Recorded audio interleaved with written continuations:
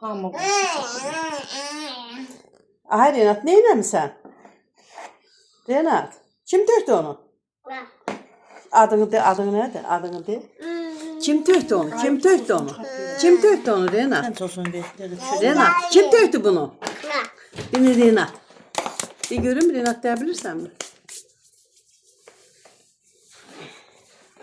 Adil baksın gözüksün bir de burada.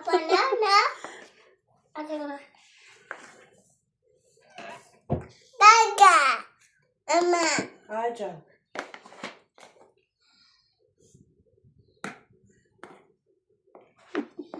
O kalsın.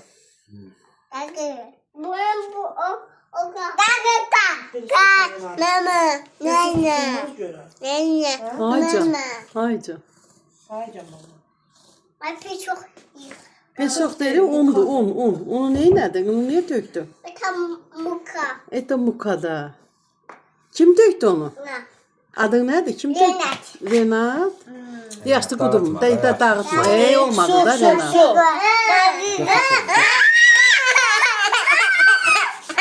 Kilosu 5 manatdı onu. Al bak adıma orada var. Al burada var. Al. Gətir yığın. Hamur o elədi hamur. Hə, Elədi qaldı. ben Renat kimi qaldı axı. Dəgə, ne nerede? Bir sosu getiriyorum. Ay Renat, el eləmə də Renat, el eləmə. Elə yox da, elə yox. Ay başıma niyə tökürsən? Bir sos gətirəsən deyəcək ki, mən bir sos diyor. Ha öylesin de. Bir sosu getir.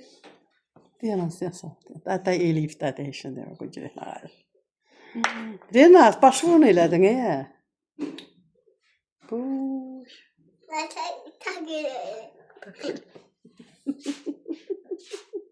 Eləmə. Az bu birisinin başına bak, hiç bundan xəbərim yoxdur ana qurban. Yatırdınız. Bunun şeyini niye çıkardın sanki sen? Renat taxıl işlədir ona görə. Belə də Başlıq almışam da.